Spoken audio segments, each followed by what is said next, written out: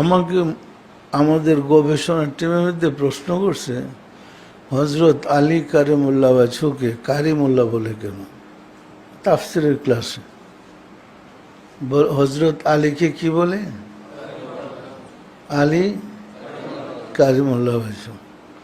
তো আলী কারিমুল্লাহ কেমনে হইল?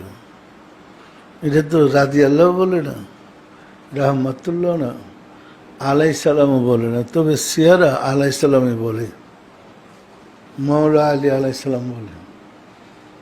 তাহলে কারিমুল্লাহ অর্থ কি? আলী কাররামুল্লাহ ওয়াজহ, অর্থাৎ আল্লাহ ওনার চেহারা মুবারকে,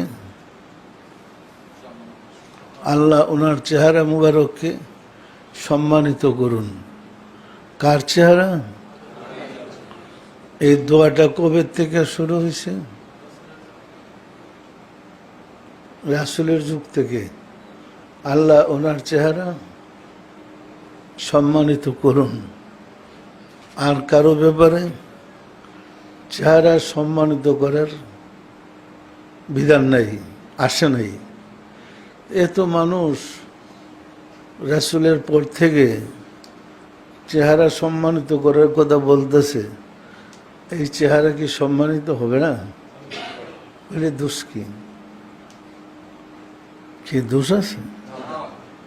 সুতরাং এর সাথে পূর্ণিমার সাথে দেখার সাথে একটা সম্পর্ক আছে,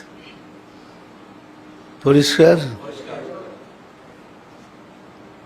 এর সাথে পূর্ণিমার দেখার সাথে একটা সম্পর্ক আছে। সুতরাং আপনারা সতর্কতার সাথে তরিকার আমল করেন, কাজ করেন। এই দিনটা যদি আমরা মহব্বত সাথে পালন করি, আল্লাহর দয়া আমরা পাওয়ার কথা। সম্মানিত আশিক রাসূলেরা, আমরা যদি আবার আশিক রাসূলের